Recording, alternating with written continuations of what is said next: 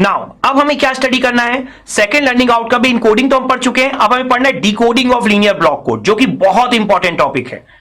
तो decoding of linear block code, इस decoding का एक बहुत ही फेमस नाम है जो हमें पता होना चाहिए। तो decoding of linear block codes,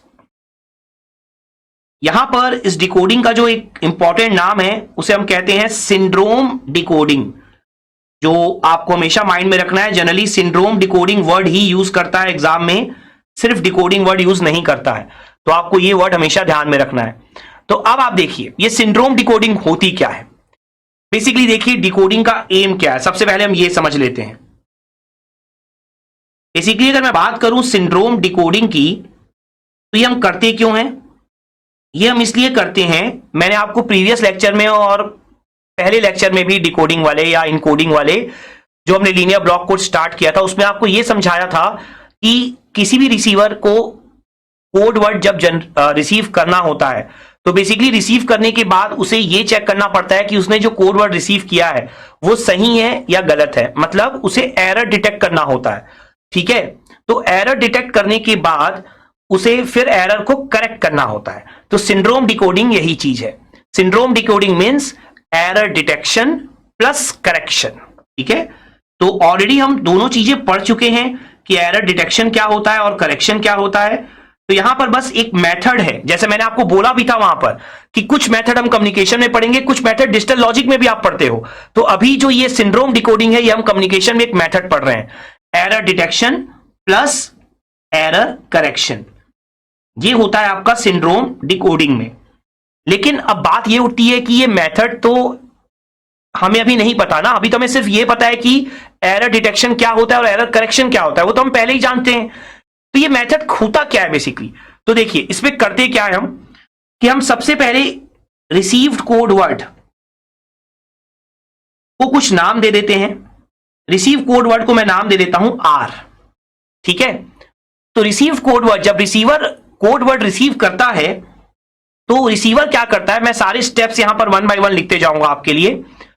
फिर उसको अगेन, जैसा मैंने पहले से आपको बोला, ये पूरे टॉपिक्स मैथमेटिकल हैं, तो फिर मैं एक एग्जांपल दूंगा जिससे आप इस पूरे कंसेप्ट को समझ पाएंगे। तो रिसीव कोड वर्ड आपका आर है मान लीजिए, और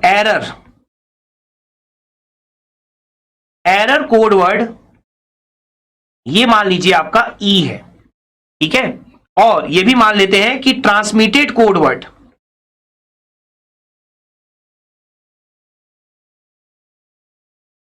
जो है मान लीजिए सी है।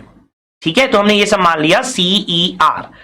अब देखिए यहां पर होता क्या है कि रिसीवर सबसे पहले करता है R is equal to C XOR E। ठीक है, तो रिसीवर जब भी रिसीव करता है तो वो R is equal to C XOR E करेगा, या आप बोल सकते हैं C is equal to R XOR E करेगा। क्योंकि XOR ऑपरेशन की एक खास बात होती है, आप अगर देखना चाहें तो आप देख भी सकते हैं, मैं आपको साइड में यहां शो कर देता हूं। XOR ऑपरेशन की खास बात क्या होती है कि अगर 0 0 का XOR आपको पता है 0 है, 0 1 का कितना है 1 है, 1 0 का कितना है 1 है, 1 1 का 0 है। ठीक है, तो XOR ऑपरेशन की खास बात क्या होती है कि अगर A और B का XOR C है ना, तो अगर आप B XOR C करेंगे तो आंसर A आएगा। आप चेक करके देख लीजिए। तो 0 0 B और C पे नजर रखिएगा पहले। 0 0 का XOR कितना होता है 0, देखिए A में 0 है। 1 1 का XOR कितना होता है 0, देखिए A में 0 है। 0 1 का XOR कितना होता है 1, देखिए A में 1 है। 1 0 का XOR क्या होता है 1, देखिए A में 1 है। तो अगर A XOR B C है ना, तो हमेशा B XOR C क्या होगा A, और A XOR C B होगा। ठीक है, तो आप XOR में कुछ भी लिख सकते हैं, आपकी मर्जी है, पर एक प्रॉपर्टी एटलीस्ट होनी चाहिए ना। ऐसा नहीं कि आप किन्हीं भी दो वेरिएबल को XOR लिख दिए। अगर A XOR B C है तो आप बाकी चीजें लिख सकते हैं, ये ध्यान रखिएगा। तो रिसीवर ये सारी चीजें परफॉर्म करता है। तो रिसीवर क्या करता है, जब receiver C equal to R XOR E करता है, बेसिकली देखिए रिसीवर को कौन सा कोड वर्ड रिसीव होता है, R रिसीव होता है। तो रिसीवर क्या करता है, जो भी एरर कोड वर्ड होता है ना, उसको वो R के साथ XOR करता है। जो भी आपका C वाला आंसर आता है वो एक्चुअल में होता है ट्रांसमिटेड कोड वर्ड जो हमने नाम दिया हुआ है। तो अगर एरर कोड वर्ड कुछ है तो आपको फिर करेक्शन मिल जाएगा, अदरवाइज आर इक्वल टू सी हो जाएगा। क्योंकि आइडियली होना क्या चाहिए, खुद सोच के देखिए। जैसे मैंने आपको लास्ट लेक्चर में एग्जांपल दिया था कि अगर मैं बोल रहा हूं क्लास 10 बजे है, 1010 मैंने आपको भेजा, तो आपको भी टाइमिंग 1010 ही मिलनी चाहिए 10 बजे। आइडियली तो यही होना चाहिए कि आर और सी दोनों क्या होने चाहिए, इक्वल होने चाहिए। लेकिन अगर कोई एरर होगी तो फिर आर और सी इक्वल नहीं होंगे, तब क्या होगा, सी इक्वल टू हो जाएगा आर एक्स और ई। तो रिसीवर की डिकोडिंग का मतलब क्या होता है, रिसीवर की डिकोडिंग का मतलब होता है कि एरर को डिटेक्ट करना या ये चेक करना कि आर इक्वल टू सी है कि नहीं। ठीक है, तो वही होता है आपका एरर डिटेक्शन। तो आपको एरर डिटेक्शन करना है और उसके बाद उसको करेक्ट करना है। तो करेक्ट करने के लिए आपको क्या चाहिए होता है, देखिए ई चाहिए होता है। ई क्या है आपका, एरर कोड वर्ड। तो ये एरर कोड वर्ड कहां से मिलेगा, ये भी एक बहुत बड़ा सवाल है। अभी तक हमने इसका तो डिस्कशन ही नहीं किया, अभी तो हम सिर्फ आर और सी ही देख रहे हैं। लेकिन आर और सी निकालने के लिए या आर से सी निकालने के लिए या सी से आर निकालने के लिए आपको क्या चाहिए, ई चाहिए। तो ई क्या हो जाएगा आपका, देखिए ई का जो फॉर्मूला होता है वो होता है आपका आर इंटू एच टी। तो एच क्या होता है आपका, ऑलरेडी आप पढ़ चुके हैं, मैं फिर से आपको बता देता हूं, अभी अभी आपने पढ़ा है। एच होता है हमारा पैरिटी चेक मैट्रिक्स, और आर तो अभी हम पढ़ रहे हैं कि आर क्या होता है हमारा, रिसीव्ड कोड वर्ड। तो आर अभी हम पढ़ रहे हैं कि रिसीव कोड वर्ड है, एच हम ऑलरेडी पढ़ चुके हैं, तो आर इंटू एच टी बड़े आराम से हम कर सकते हैं। तो उससे क्या हो जाएगा आपका, एरर आ जाएगा। क्या उससे एरर आ जाएगा, नहीं, उससे ही सिर्फ नहीं आएगा। थोड़ा सा कॉम्प्लेक्स है ये समझने के लिए, एग्जाम्पल के बिना आप नहीं समझ पाएंगे, लेकिन फिर भी। तो error equal to R H T नहीं होती, एरर निकालने के लिए आप आर एच टी का यूज करते हैं। तो इसे आप थोड़ा सा समझना होगा आपको पहले, लेकिन मैं अभी एग्जाम्पल दूंगा। तो जो आर इंटू एच टी करते हैं ना, वो एक्चुअल में कहलाता है सिंड्रोम। तो अगर मैं बात करूं यहां पर सिंड्रोम की, तो सिंड्रोम कहलाता है आर एच टी। अब ये जो सिंड्रोम आएगा, एरर निकालने के लिए हम सिंड्रोम निकालते हैं आर इंटू एच टी। अब ये जो आर इंटू एच टी आएगा ना, उसे हम चेक करते हैं कि वो एच टी की किस रो के साथ मैच कर रहा है। ठीक है, तो हम क्या करते हैं, we compare the value of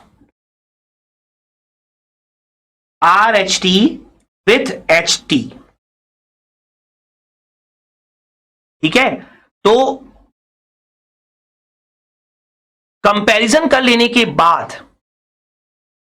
अगर मैं मान लो ऐसे कुछ मान लेता हूं, क्योंकि अभी हम ये पूरा है तो मैथमेटिकली, लेकिन हम थ्योरी वाइज भी अंडरस्टैंड कर रहे हैं। Suppose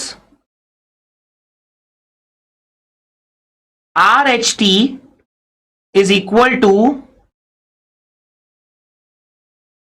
kth row of H T, then E equal to जिस भी रो के इक्वल आएगा, मान लीजिए के से आप नहीं समझ पाएंगे, मान लीजिए थर्ड रो के इक्वल आया, तो आप क्या करेंगे, ई की सारी वैल्यू 0 रखेंगे। ठीक है, और सिर्फ जो थर्ड वैल्यू होगी उसको आप 1 कर देंगे। मान लीजिए फोर्थ के इक्वल आया, तो ई की सारी वैल्यू आप 0 रखेंगे, सिर्फ फोर्थ वैल्यू को क्या कर देंगे, 1 कर देंगे। ठीक है, तो यहां पर अभी मैं आपको जस्ट एक एग्जांपल क्रिएट कर देता हूं कि के वाली वैल्यू को आप 1 कर देंगे, बाकी सारी वैल्यू को आप क्या करेंगे, 0 कर देंगे। ठीक है, इस तरीके से आप रिप्रेजेंट कर सकते हैं, लेकिन अगेन आपको न्यूमेरिकल चाहिए समझने के लिए। तो ये आपका पूरा प्रोसेस होता है ई निकालने का। एक और इंपॉर्टेंट बात है, वैसे तो आप मैथमेटिकली देख ही रहे, लेकिन मैं फिर भी आपको यहां पर डिस्कस कर लेता हूं आपके साथ, लिख भी देता हूं आपके लिए, कि जो ई का ऑर्डर है मैट्रिक्स का, वो सेम होना चाहिए सी के और आर के ऑर्डर के। ठीक है, तो order of E should be same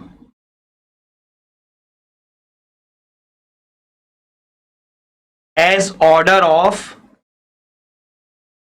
C and R. Obvious सी बात है ना, देखिए आप यहां पर एक्सॉर कर रहे हैं तो एक्सॉर तो सेम बिट्स का ही करेंगे ना, आर में जितनी बिट होगी उतनी ही में होनी चाहिए, तभी तो आपका सी आएगा। तो इस तरीके से आप यहां पर ये सिंड्रोम डिकोडिंग का जो प्रोसीजर है वो फॉलो करते हैं। लेकिन अभी भी आपको इसमें बहुत सारे डाउट्स होंगे, तो अब इन सारे डाउट्स को क्लियर करने के लिए हम यहां पर एक एग्जाम्पल कंसीडर करते हैं और उस एग्जाम्पल के थ्रू फिर हम डिस्कस करते हैं कि कैसे हम लोग एरर को डिटेक्ट कर सकते हैं और फिर करेक्ट कर सकते हैं। तो आई होप अभी जो थ्योरी हमने लिखी है, ठीक है, अभी जो हमने थ्योरी समझी है, जो प्रोसीजर समझा है, वो अभी आपको थ्योरिकली यहां पर क्लियर हो गया होगा। और जब हम एग्जाम्पल लेंगे तो वो मैथमेटिकली भी आपको बहुत अच्छे से यहां पर क्लियर हो जाएगा। Let's have a quick knowledge check.